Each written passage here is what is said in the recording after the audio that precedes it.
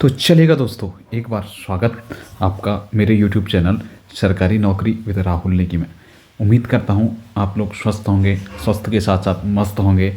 आजकल आपका जो फोकस होगा सारा वो 12 फरवरी को जो हमारा पटवारी का एग्ज़ाम होगा और पटवारी बनने पर आप लोगों का विशेष ध्यान होगा। ठीक है दोस्तों, क्योंकि ट्रेनिंग करने अब अल्मोड़ा जाना है पटवारी प्रशिक्षण संस्थान में। ठीक है, मज़े में तैयारी कीजिएगा। आजकल दौर बुरा है पर कोई नहीं, कुछ दिक्कत नहीं है, कोई नहीं, कुछ भी पकड़ा जा रहा कुछ भी नहीं, पर आप लोगों को अपनी तैयारी करने जाना।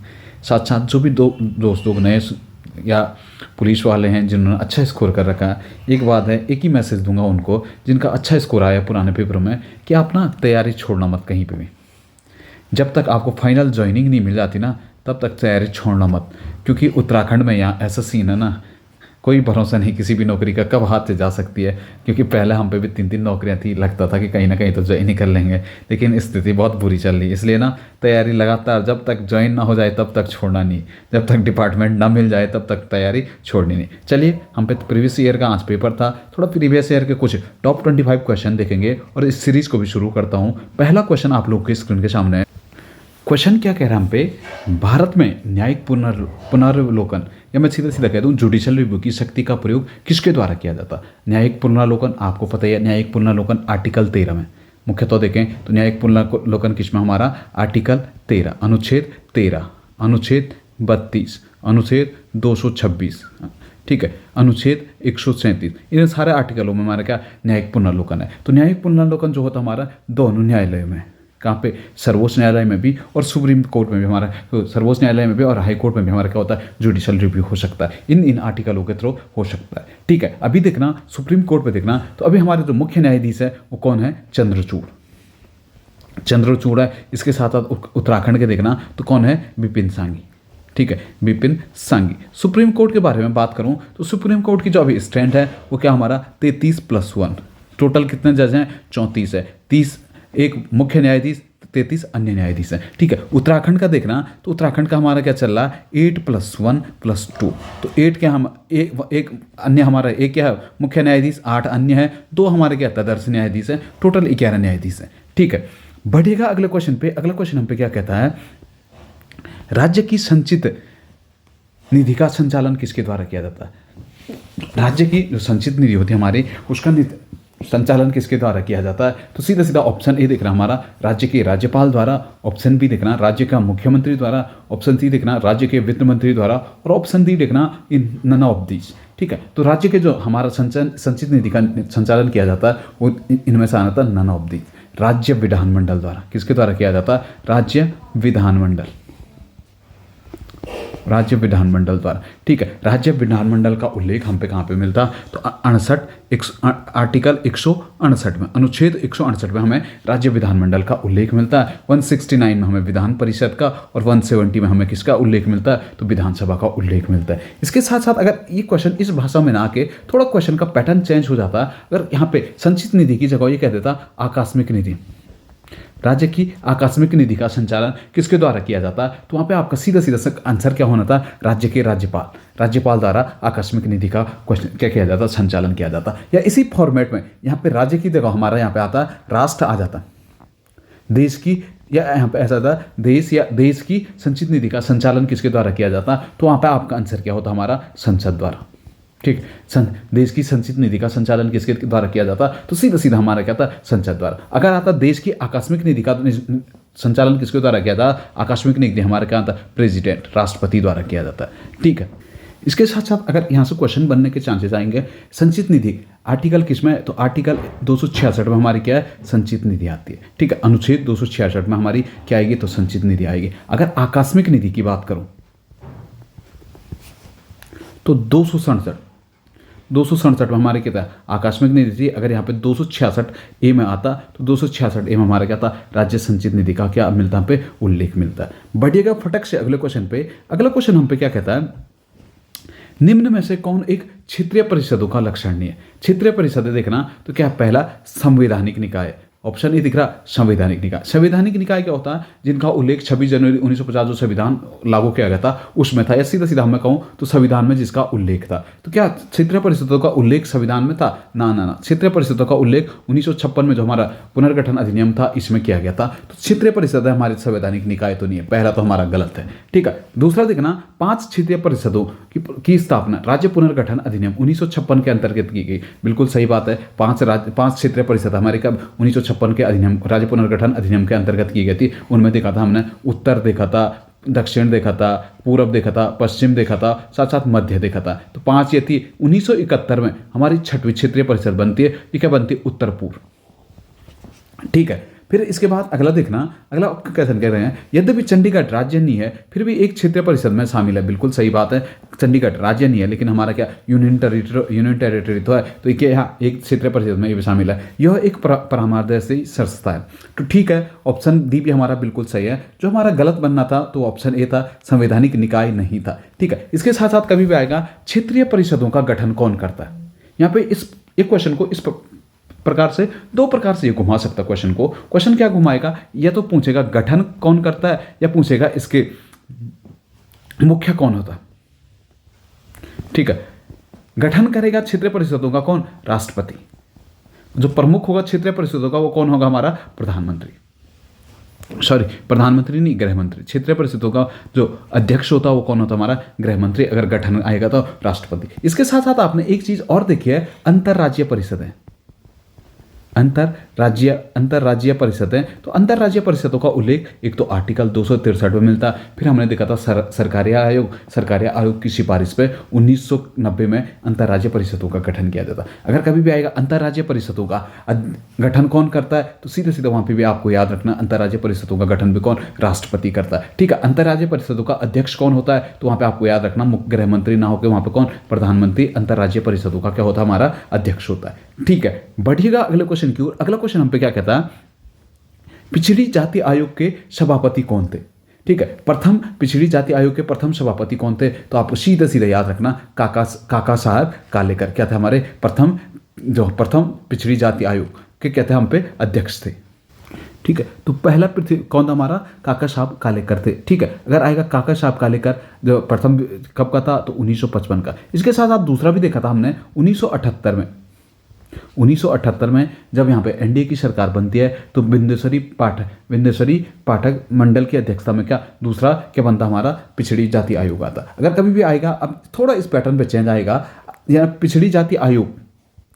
ठीक है, यह हम क्या कह देते हैं? राष्ट्रीय पिछड़ा, क्या कह देते हैं हम? राष्ट्रीय पिछड़ा वर्ग आयोग। राष्ट्रीय पिछड़ा वर्ग आयोग का गठन सीधा सीधा आपको एक तो याद रखना 102वां संविधान संशोधन हुआ था। 102वां संविधान संशोधन हुआ था हमारा कब हुआ था? तो 2018 में हुआ था। ठीक है, 2018 में हुआ। इसी के तहत आर्टिकल क्या था हमारा? आर्टिकल 338 बी में हमारा क्या अन्य पिछड़ा वर्ग आयोग डाला गया था। ठीक है, फिर देखिए अगले क्वेश्चन पे चलते हैं फटक से। अगला क्वेश्चन हम पे क्या कहता है? क्वेश्चन थोड़ा बड़ा है, देखना क्या कहता है। निम्नांकित में से दल बदल विरोधी विधेयक के संबंध में कौन सा सत्य नहीं है? ठीक है, दल बदल विधेयक देखना तो हमारा 52वां संविधान संशोधन दल बदल विधेयक कब आया था? तो 1985 में आया था। ठीक है, तो इसमें हमें बताना था कौन कौन नहीं था। ऑप्शन ए पे देखना, ऑप्शन ए क्या कह रहा है हम पे? एक सांसद या विधायक अनर्ह ठहराया जाएगा यदि उसने उस दल की सदस्यता स्वेच्छापूर्वक त्याग दी जिससे वह संबंधित है। बिल्कुल सही बात था, तो बिल्कुल मैच कर रहा है। कोई भी विधायक अगर किसी दल के सिंबल पर चुनाव जीत के आता है, बाद में वो अपनी सदस्यता त्याग देता है, तो सीधा सीधा वहाँ पे दल वो क्या व्हीप जारी कर सकता है और उसे अपनी सदस्यता से क्या करना पड़ सकता है? त्याग करना पड़ सकता है। ठीक है, दूसरा क्या कह रहा है? किसी सदस्य के सदन में किसी विशेष मुद्दे पर होने वाली मतदान में अनुपस्थिति बनाए रखने पर उसे संसद या विधायकों में अनर्ह ठहराएगा। ठीक है, जैसे अभी देखना कांग्रेस सरकार है, कांग्रेस की उत्तराखंड में देखना कांग्रेस के विधायक है, कांग्रेस किसी चीज़ का विरोध करना चाहती है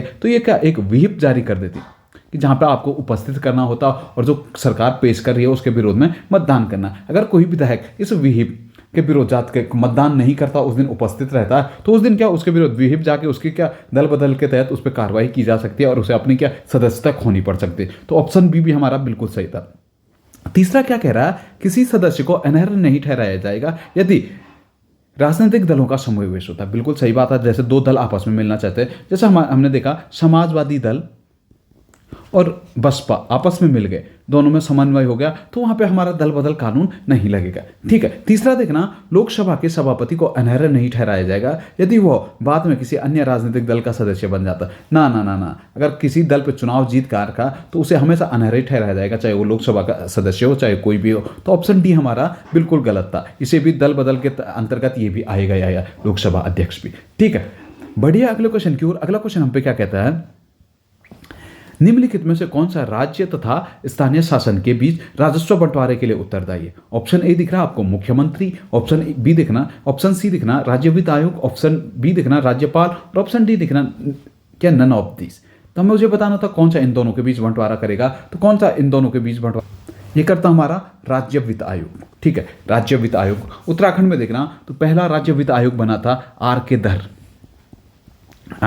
धर की अध्यक्षता में। अभी देखना तो अभी हमारा 5वां वित्त आयोग चल रहा हाल ही में, इंदु कुमार पांडे की अध्यक्षता में उत्तराखंड में 5वां वित्त आयोग चल रहा है। ठीक है, अगर देश में देखें तो देश में जो वित्त आयोग है आर्टिकल 280 के तहत वित्त आयोग का गठन किया जाता है। 5 वर्षों के लिए वित्त आयोग होता है। ठीक है, पहला वित्त आयोग बना था देश में केसी नियोगी की अध्यक्षता में। किसकी? केसी नियोगी की। अभी 15वां वित्त आयोग चल रहा है, किसकी अध्यक्षता में बना है? तो एन के सिंह की अध्यक्षता में। 2021 से 2026 के मध्य इसका कार्यकाल रहेगा। ठीक है, वित्त आयोग क्या करता है? वित्त आयोग क्या राजस्व करों का क्या बंटवारा करता है, राज्यों किस राज्य को कितना देना, इस पर बंटवारा कौन करेगा? तो सीधा सीधा वित्त आयोग करेगा हमारा। ठीक है, बढ़िएगा क्वेश्चन नंबर 32 पे चलना। 32 क्या कहता है हम पे, जापान की संसद को किस नाम से जाना जाता है? जापान की जो संसद है, जापान की संसद को हम किस नाम से जानता है? डायट के नाम से जापान की संसद को जाना जाता है। ठीक है, भारत में संसद के नाम से जाना जाता है। वही कॉटेज देखना, तो कॉटेज किसकी जाना जाता है? स्पेन की संसद को हम क्या कॉटेज के नाम से जाना जाता है। ठीक है, ऐसे ही आता है रिस्कडॉग, जो स्वीडन की संसद होती है, स्वीडन की संसद को हम क्या रिस्कडॉग के नाम से जाना जाता है। ऑप्शन सी दिख रहा है आपको सोजिम थी हमारी पोलैंड की संसद को जाना जाता है। ठीक है, इसके साथ साथ कुछ अन्य संसद देखना, जैसे कांग्रेस हमारा कहाँ पे? यूएसए में किसके नाम से जाना जाता है? कांग्रेस। अगर आया दीवान ए निगारा तो मलेशिया की संसद को क्या जाना जाता है? दीवान ए निगारा। ऐसे ही देखना अफगानिस्तान की जो संसद को जाना जाता है वो किस नाम से जाना जाता है? सौरा। ठीक है, अफगानिस्तान हमारा पड़ोसी है तो थोड़ा याद रखना हमारा बन जाता है। फिर नेपाल की देखना, तो नेपाल की हम क्या राष्ट्रीय पंचायत के नाम से जानते हैं। नेपाल की संसद को किस नाम से जाना जाता है? तो राष्ट्रीय पंचायत के नाम से नेपाल की जाना जाता है। ठीक है, इसके साथ साथ आपने मजलिस देखा था, मालदीव की संसद को किस नाम से जाना जाता है? मजलिस के नाम से जाना जाता है मालदीव। रूस की आएगी तो जैसे जापान की डाइट होती है तो रूस की हमारी क्या आती है? ड्यूमा के नाम से जाना जाता है रूस की संसद को। ठीक है, अगर पार्लियामेंट देखना तो पार्लियामेंट अंग्रेजी का शब्द है। ब्रिटेन हो गया, ऑस्ट्रेलिया हो गया, कनाडा और साउथ अफ्रीका, इन 4 देशों की जो संसद को जाना जाता वो किसके? पार्लियामेंट के नाम से जाना जाता। अगर ऐसे हमारे पड़ोसी देश पाकिस्तान की देखना तो वहाँ क्या नेशनल असेंबली के नाम से किसकी संसद को जाना जाता? तो पाकिस्तान की संसद को जाना जाता। ठीक है, बढ़िएगा अगले क्वेश्चन पे। अगला क्वेश्चन हम पे क्या कहता है, भारत के किस भाग में सर्वाधिक दैनिक तापांतर पाया जाता है? तो भारत के सर्वाधिक दिन में तापमान में सबसे ज्यादा अंतर किस क्षेत्र में आना? ऑप्शन देखना पूर्व तटीय प्रदेश, ऑप्शन बी देखना छत्तीसगढ़ के मैदान के आंतरिक क्षेत्र में, ऑप्शन सी देखना अंडमान द्वीप में, ऑप्शन डी देखना राजस्थान के मरुस्थलीय क्षेत्रों में। तो सबसे ज्यादा जो अंतर आता है वो कहाँ पे आता है? हमारा राजस्थान के मरुस्थलीय क्षेत्रों में। दिन में अत्यधिक गर्मी पड़ती है, रात को अत्यधिक ठंड पड़ती है। सबसे ज्यादा जो अंतर भी देखा जाता है दैनिक तापांतरण, वो सीधा हमारा कहाँ पे देखा जाता है? राजस्थान में। अगर मैं बात करूँ हमारा अंडमान द्वीप पे, तो अंडमान द्वीप में देखा था हमने ठंड भी गर्मी भी उतनी पड़ती है, बारिश भी उतनी होती है। लगभग भूमध्य रेखा से थोड़ा बहुत पास है अंडमान निकोबार द्वीप, तो वहां पे लगभग मौसम सदा एक जैसा बना रहता है। ठीक है, बढ़ेगा अगले क्वेश्चन पे। अगला क्वेश्चन हम पे क्या कहता है, सार्ववाहक किसे कहते थे? ठीक है, सार्ववाहक किसे कहते थे? तो देखना ऑप्शन ए क्या हम पे दलालों को, ऑप्शन बी देखना व्यापारियों के काफिले को, ऑप्शन सी देखना महाजनों को, और ऑप्शन डी हम पे क्या कहता है? तीर्थयात्रियों को। तो आपको पता ही है भाई ऑप्शनल चलेगा, तो वैसे तो सीधा हमें एक ही आंसर दिख रहा है, वो क्या दिख रहा है हमें? व्यापारियों के काफिले को हम प्राचीन टाइम में किस नाम से जानते थे? सातवाहन के नाम से जानते थे। ठीक है, डिस्कशन करने लायक कुछ है नहीं। अगला क्वेश्चन देख रहे हैं सीधा सीधा। अगला क्वेश्चन क्या कहता है? गुप्त साम्राज्य द्वारा निम्न में से किन्हें कर रहित कृषि भूमि प्रदान की जाती है? जो गुप्त साम्राज्य में देख रहा हूँ, गुप्त राज में देख रहा हूँ, तो कर रहित भूमि किसे दान दी जाती है? पहले देखना, सैन्य अधिकारियों को, सिविल अधिकारियों को, ब्राह्मणों को या दरबारी विद्वानों को। जो देख रहा हूँ तो यहाँ एक क्या कहते थे? ब्राह्मणों को क्या देते थे? कर रहित भूमि, कृषि भूमि देते थे। इसे किस नाम से जाना जाता था? एक यहाँ पे याद रखना, नाम क्या था इसका? अग्रहार के नाम से जाना जाता है। अभी कभी भी आएगा ब्राह्मणों या बौद्ध भिक्षुओं को जो भूमि दान देने की व्यवस्था किसने शुरू की?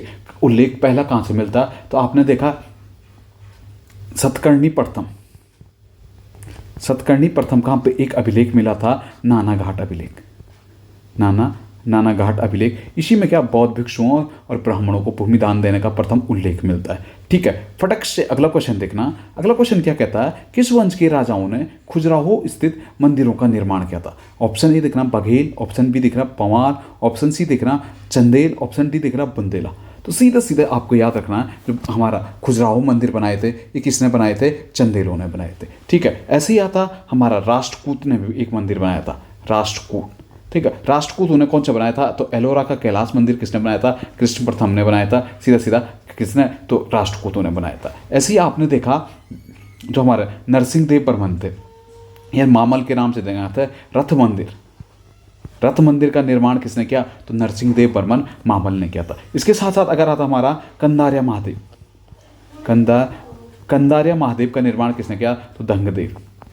एक आता हमारा पूर्वी गंग नरेश, कौन था? हमारा नरसिंह देव बर्मन ने किया था। हमारा कौन से? तो कोणार्क मंदिर का निर्माण किसने किया था? तो पूर्वी गंग नरेश नरसिंह देव ने किया था। ठीक है, बढ़ेगा फटक से अगले क्वेश्चन पे। अगला क्वेश्चन हम पे क्या कहता है? किस चोल राजा ने जल सेना प्रारंभ की थी? तो ऑप्शन ए दिखना राजेंद्र चोल, प्रांतक चोल, राजराज द्वितीय और राजराज प्रथम। ठीक है, जो हमारी जल सेना प्रारंभ की थी वो किसने की थी? राजराज प्रथम ने की थी। श्रीलंका पे पहला आक्रमण भी किसने किया था? तो राजराज। श्रीलंका पे दूसरा आक्रमण या चोलों का सर्वाधिक शक्तिशाली राजा कौन था? तो राजेंद्र चोल के नाम से इसे जाना जाता है। चोल शासन देखना तो अपने लिए बड़ा फेमस था, जल सेना के लिए बड़ा फेमस था। चोल शासन में जो जानकारी मिलती है हम पे, सबसे पहले देखना पंचायतों का गठन या स्वशासन की बात सबसे पहले कहाँ की जाती है? चोल साम्राज्य। अगर चोल वहाँ पे ना रहा हो तो आपको वहाँ पे ऑप्शन पे जरूर द्रविड़ रहेगा। ठीक है, द्रविड़ साम्राज्य में। इसके साथ साथ देखना चोल काल में एक मूर्तिकला आई थी, कांस्य मूर्ति आई थी, वो थी हमारी नटराज की मूर्ति। नटराज की मूर्ति चोल काल की महत्वपूर्ण एक जानकारी देती है हमें। ठीक है, इसके साथ साथ चोल काल में कुछ सोने के सिक्के थे जिन्हें किस नाम से जाना जाता था? कलंजू के नाम से जाना जाता था। ठीक है, अगर आएगा चोल वंश की स्थापना किसने की थी? तो सीधा सीधा आपको याद रखना विजयालय ने की थी। किसने की थी? तो विजयालय ने चोल वंश की स्थापना की थी। हो गया चोल वंश का भी इंपॉर्टेंट फैक्ट। बढ़िए अगले क्वेश्चन की ओर। अगला क्वेश्चन हम पे क्या कहता है? घोड़े के नाल के आकार की मेहराब सर्वप्रथम प्रयोग में लाई गई थी। तो घोड़े के नाल की जो मेहराब थी सर्वप्रथम हमारा कहाँ पे प्रयोग में लाई गई थी? आपको ऑप्शन दिखना इल्तुतमिश के मकबरे में, ऑप्शन बी दिखना गैसुद्दीन तुगलक के मकबरे में, अलाई दरवाजे में, और ऑप्शन डी कुतुब इस्लाम मस्जिद में। तो सबसे पहले देखना जो मेहराब नाल के आकार का मेहराब इस्तेमाल किया गया था, ये कहाँ पे किया गया था? अलाई दरवाजा। अलाई दरवाजा दिल्ली में है, किसने बनाया था? तो सीधा सीधा अलाउद्दीन खिलजी ने। ठीक है, इसके साथ आप कुतुब इस्लाम मस्जिद, ये भी दिल्ली में है, किसने बनाई थी? तो एमबीटी ने। ठीक है, सीधा सीधा पढ़ना, अगला क्वेश्चन भी पढ़ना। अगला क्वेश्चन क्या कहता है? रजिया बेगम की सत्या उचित करने में किसका हाथ रहता? ऑप्शन ए तुर्कों का, ऑप्शन बी दिखना मंगोलों का, ऑप्शन सी दिखना अफगानों का, और ऑप्शन डी हम पे क्या कहता? अरबों का। तो रजिया को जो शासन से उतारा था, किसे रजिया का शासन पसंद नहीं था? तो किसे? तुर्क सरदारों को नहीं था। ठीक है, तुर्क सरदारों ने ही रजिया को क्या किया था? शासन से उतारा था। ठीक है, बढ़िए फटक से अगले क्वेश्चन पे। अगला क्वेश्चन क्या कहता है? निम्नलिखित 4 बाहरी आक्रमणों को कालक्रमानुसार व्यवस्थित करें एवं नीचे दिए गए कूट को सही उत्तर ढूंढें। ठीक है, पहला दिखना हमारा अहमद शाह अब्दाली, दूसरा दिखना चंगेज खां, नादिर शाह और तैमूर। ठीक है, इनमें बताना था मैंने पहले कौन आया था। ठीक है, अगर मैं बात करूं अहमद शाह अब्दाली, तो अहमद शाह अब्दाली के बारे में आपने एक चीज़ देखा होगा, हमारा पानीपत का तृतीय युद्ध हुआ था मराठों का, किससे? अहमद शाह अब्दाली से। कब हुआ था? तो सीधा सीधा आपको याद रखना 1761 में। ठीक है, चंगेज खां देखा आपने, चंगेज खां किसके टाइम पीरियड पे आया था? तो आपको पता है इल्तुतमिश के टाइम पीरियड आपने पढ़ा था कि चंगेज खां दिल्ली पे आक्रमण करने के लिए आया था, ठीक है। नादिर शाह ईरान का नेपोलियन कहते हैं 1739। इसने किस पे आक्रमण किया था? हमारा रंगीला के नाम से जाना जाता, मोहम्मद शाह रंगीला पे आक्रमण किया था। और यहाँ से क्या हमारा स्वर्ण सिंहासन, या हम इसे क्या कहते हैं, ऐसे क्या मयूर सिंहासन कहते हैं, तो इसे छीन के ले गया था। तैमूर लंग देखना, तैमूर लंग ने 1398 पे आक्रमण किया था। तो अब बैठा एक क्रम, तो सबसे पहले हमारा इल्तुतमिश का क्रम आता है, तो इल्तुतमिश हमारे दूसरे नंबर पे। तो ऑप्शन देखना, पहला इल्तुतमिश आएगा, फिर देखना चंगेज खां आक्रमण करेगा, दूसरा देखना तैमूर करेगा, तो 2 4, फिर इसके बाद देखना कौन करेगा हमारा, तो हमारा नादिर शाह करेगा 3 और 1। तो ऑप्शन सी हमारा बिल्कुल सही मैच कर रहा था, ठीक है। बढ़िएगा अगले क्वेश्चन की ओर। अगला क्वेश्चन हम पे क्या कहता है, निम्नलिखित में से कौन सा युद्ध था जिसने भारत में ब्रिटिश प्रभुत्व को प्रारंभ किया था, ठीक है। ऑप्शन ए दिख रहा है आपको 1857 का संग्राम, पलासी का युद्ध, मैसूर की तृतीय लड़ाई और बक्सर का युद्ध, ठीक है। तो सीधा सीधा मैं आंसर पे जाऊंगा, जो आंसर बनेगा हमारा वो पलासी का युद्ध। पलासी का युद्ध कब हुआ था? तो 1757 में, ठीक है। 1757 में हुआ था। सिराजुद्दौला और अंग्रेजों के मध्य पलासी का युद्ध हुआ था। इसी युद्ध ने भारत में क्या किया था, अंग्रेजों के प्रभुत्व को क्या किया था, प्रारंभ किया था। आपने देखा क्लाइव ने हरा दिया था किसे, सिराजुद्दौला को, ठीक है। इसके साथ साथ आपने बक्सर की लड़ाई देखा था 1764 में। बक्सर की लड़ाई होते हैं, हेक्टर मुन्नो वर्सेस त्रिगुट के बीच होती है लड़ाई। इस लड़ाई में क्या होता कि अंग्रेजों की या ईस्ट इंडिया कंपनी की औपनिवेशिक शुरुआत कहाँ से होती है, तो सीधा 1764 से होती है, ठीक है। इसके साथ साथ मैसूर की तृतीय लड़ाई देखा था आपने 1792 में होती, ठीक है। श्रीरंगपट्टनम की संधि पे समाप्त होती, ठीक है। श्रीरंगपट्टनम की संधि लॉर्ड कॉर्नवालिस टीपू सुल्तान के मध्य हुई थी, ठीक है। इसके साथ साथ देखना 1857 की क्रांति तो आपको पता ही है, ठीक है। बढ़िया अगले क्वेश्चन पे। अगला क्वेश्चन क्या कहता है, 42वां क्वेश्चन आपकी स्क्रीन के सामने है। Poverty and un-British rule in India नामक पुस्तक के लेखक को प्रकाशित कब हुई थी? Poverty and un-British rule in India प्रकाशित कब हुई थी हमारा, तो सीधा सीधा आपको यार कहना 1901 में प्रकाशित हुई थी।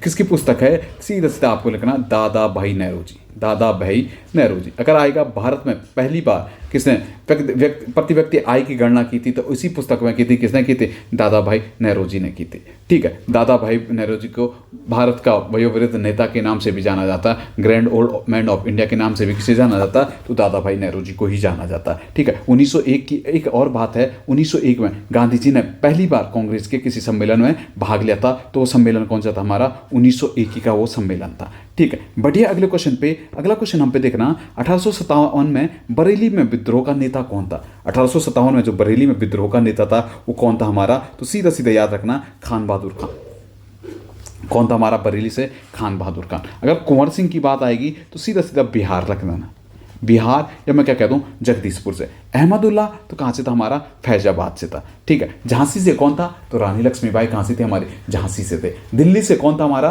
दिल्ली से हमारा या तो हम कहते थे बख्त खां, या हम क्या कहते थे मुगल सम्राट कौन सा था हमारा, बहादुर शाह द्वितीय, ठीक है। बढ़िएगा अगले क्वेश्चन की ओर। अगला क्वेश्चन हम पे क्या कहता है, the age of consent act किस वर्ष पारित किया गया था? The age of consent act जो था हमारा 1891 में एम जी मालाबारी द्वारा क्या किया गया था, इसे पारित किया गया था। इसमें जो विशेष हाथ रहा था एम जी मालाबारी का विशेष सहयोग रहा था।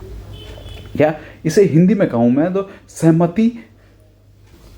सहमति से तो था हमारा जो, ठीक है, age of consent M G Malabari लिखा था। इसके साथ साथ आपने देखा मैरिज एक्ट कब का था, 1872 लॉर्ड नागपुर के टाइम पीरियड पर आया था, ठीक है। इसके साथ साथ सती निषेध अधिनियम देखा था आपने, तो सती निषेध अधिनियम कब का था हमारा, 1829, कौन, राजा राम मोहन राय। साथ साथ इसके साथ साथ आपने देखा विधवा पुनर्विवाह अधिनियम कब का था, 1856 में, ठीक है। इसके साथ साथ आपने 1929 का देखा शारदा एक्ट, ठीक है। शारदा एक्ट क्या था हमारा, बाल विवाह के विरुद्ध हमारा शारदा एक्ट था, ठीक है। बढ़िया अगले क्वेश्चन की ओर। अगला क्वेश्चन 45वां क्वेश्चन आप लोग की स्क्रीन के सामने है। क्वेश्चन क्या कहता है, सूची 1 को सूची 2 से सुमेलित कीजिए तथा नीचे दिए कूट का सही उत्तर बताना था मैं, ठीक है। पहला देखना अभिनव भारत की बात करूं मैं तो अभिनव भारत समाज की स्थापना किसने की थी, तो सीधा सीधा वीर सावरकर ने की थी, ठीक है। ऑप्शन बी पे आ जाना अनुशीलन समिति के संस्थापक कौन थे, तो अरविंदो घोष थे, ठीक है। गदर पार्टी आपको पता किसकी थे, लाला लाजपत राय की, कब की, 1913 की, ठीक है। स्वराज पार्टी देखना तो 1923 की स्वराज पार्टी थी, किसकी, सीआर दास और मोतीलाल नेहरू की थी। तो देखना हमारा जो ऑप्शन मिलना था पहले का 4th यानी 2 ऑप्शन तो सीधा सीधा हमारे डिलीट हो गए, ठीक है। दूसरे का हमारा क्या होना था, दूसरे का हमारा 1, तो सीधा सीधा ऑप्शन डी पे हमारा क्या होना था, बिल्कुल सही आंसर बनना था। बढ़ेगा अगले क्वेश्चन की ओर। अगला क्वेश्चन हम पे क्या कहता है, कांग्रेस ने खिलाफत आंदोलन का समर्थन किया, मुख्यतः क्या था, खलीफा की पुनर्स्थापना के लिए, ऑप्शन ए मुसलमान खलीफा को हटाने के लिए, दूसरा देखना मुसलमानों की सहानुभूति प्राप्त करने के लिए, और चौथा देखना कांग्रेस में जिन्ना को हाशिए पर लगाने के लिए किए थे। ठीक है, तो कांग्रेस ने देखना खिलाफत आंदोलन क्या था कि इंग्लैंड वालों ने क्या था, टर्की का जो खलीफा था कमाल पाशा के खलीफा के पद को क्या कर दिया था, समाप्त कर लिया था, जिससे दुनिया भर के मुसलमान क्या था, खिलाफत आंदोलन चल रहा था। कांग्रेस ने देखा तो खिलाफत आंदोलन का समर्थन किया था, क्योंकि ये खलीफा को क्या पुनर्स्थापना चाहते थे, साथ साथ ये क्या करते थे, भारत में मुसलमान उसके सहानुभूति चाहते थे। तो ऑप्शन ए और सी हमारा ठीक था। 1919 में अखिल भारतीय खिलाफत कमेटी बनी थी, जिसके अध्यक्ष कौन बने थे, तो महात्मा गांधी अखिल भारतीय खिलाफत कमेटी के अध्यक्ष थे। ठीक है, अगर आएगा खिलाफत आंदोलन भारत में किसने चलाया, तो ये चला था हमारा अली बंधु ने। ठीक है, फटक से देखना, अगला क्वेश्चन देखना। अगला क्वेश्चन क्या कहता है, इनमें से कौन सी जोड़ी ये समझौता सही नहीं है।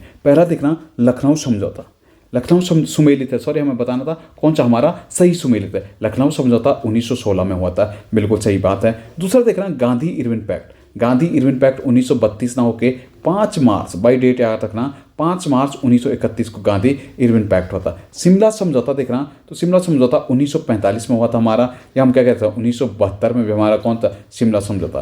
पूना समझौता 1932 में हुआ था हमारा, गांधी और किसके मध्य, तो अम्बेडकर के मध्य। तो ऑप्शन हमारा कौन सा सही सम्मिलित था, लखनऊ पैक्ट 1916 में ही हुआ था। ठीक है, बढ़िए फटक से अगले क्वेश्चन की ओर। अगला क्वेश्चन क्या कहता है, 48वां क्वेश्चन आपकी स्क्रीन के सामने है। चार्टर अधिनियम 1813 भारत के महत्वपूर्ण समझे जाने वालों में से एक था, जिसका एक कारण था।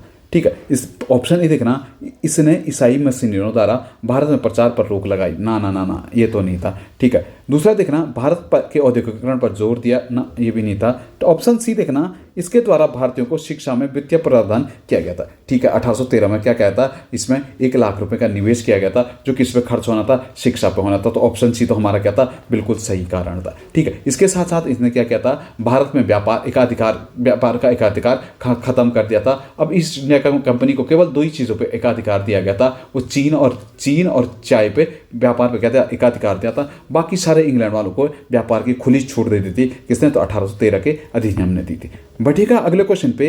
अगला क्वेश्चन 49वां क्वेश्चन आपकी स्क्रीन के सामने है। क्या कहता है, निम्नलिखित कथनों में से कौन सा हमारा सही सुमेलित नहीं। ऑप्शन ए देखना, महात्मा गांधी ने अपनी आत्मकथा किस मूल रूप से गुजराती भाषा में लिखी थी, बिल्कुल सही बात है। महात्मा गांधी ने जो अपनी मूल कथा लिखी थी वो गुजराती भाषा में थी। दूसरा देखना, सेंट्रल आयोग शिक्षा से था, सेंट्रल आयोग 1917 में सेंट्रल आयोग था शिक्षा से, हमारा बिल्कुल सही बात था। कॉलेज की जो हमारी यूनिवर्सिटी की शिक्षा होती है उससे हमारा सेंट्रल आयोग था। तीसरा देखना, भारत में अंग्रेजी शिक्षा के प्रसार में महत्वपूर्ण योगदान हिंदू कॉलेज कलकत्ता प्रथम संस्था थी, बिल्कुल सही बात है। हिंदू कॉलेज कलकत्ता हमारा प्रथम संस्था थी, जिसने क्या अंग्रेजी शिक्षा का प्रसार किया था। ऑप्शन डी दिखना, लाला लाजपत राय भारतीय राष्ट्रीय कांग्रेस के अध्यक्ष कभी नहीं रहे, ना ना ना ना ना। लाला लाजपत राय 1920 में जो स्पेशल अधिवेशन हुआ था उसके अध्यक्ष रहे थे। ठीक है, केवल लाल बाल पाल में से हमने लाला लाजपत राय तो देखे थे जिन्होंने किस कांग्रेस के किसी अध्यक्ष की क्या की थी, अध्यक्षता की थी, बाकी किसी ने अध्यक्षता नहीं की थी। ठीक है, तो ऑप्शन डी हमारा बिल्कुल गलत था।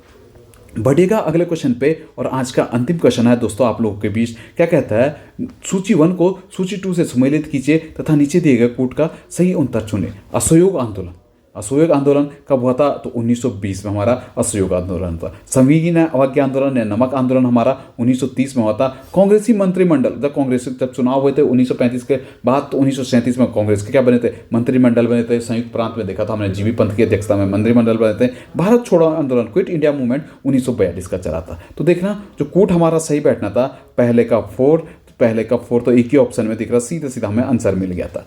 ठीक है, तो ये था दोस्तों आप लोगों के बीच आज मैंने प्रीवियस ईयर का बेस्ट 25 क्वेश्चन का सॉल्यूशन कराया। उम्मीद करता हूँ आप लोगों को अच्छा आया होगा, कुछ ना कुछ कंटेंट मैंने आप लोगों को जरूर दिया होगा। अगर आपको कंटेंट अच्छा लगता हो तो एक बार वीडियो को जरूर शेयर कीजिएगा। बाकी जो लोग नए जुड़े हैं थोड़ा प्लेलिस्ट में जाइएगा, थोड़ा मैंने पहले तो मैं उतनी वीडियो डालता नहीं था, अब आप लोगों के लिए नई वीडियो डालेंगे। ठीक है, तो उम्मीद करूंगा जैसा आपको लगे थोड़ा कमेंट बॉक्स में अपना रिप्लाई दे देना, फिर देखना कि मैं धीरे धीरे आप लोगों के लिए जैसे आपकी डिमांड होगी उस डिमांड के अनुरूप आप लोगों के लिए वीडियो लेते रहूँगा। उम्मीद है जल्द आप लोगों से मुलाकात होगी, तब तक के लिए बहुत बहुत धन्यवाद।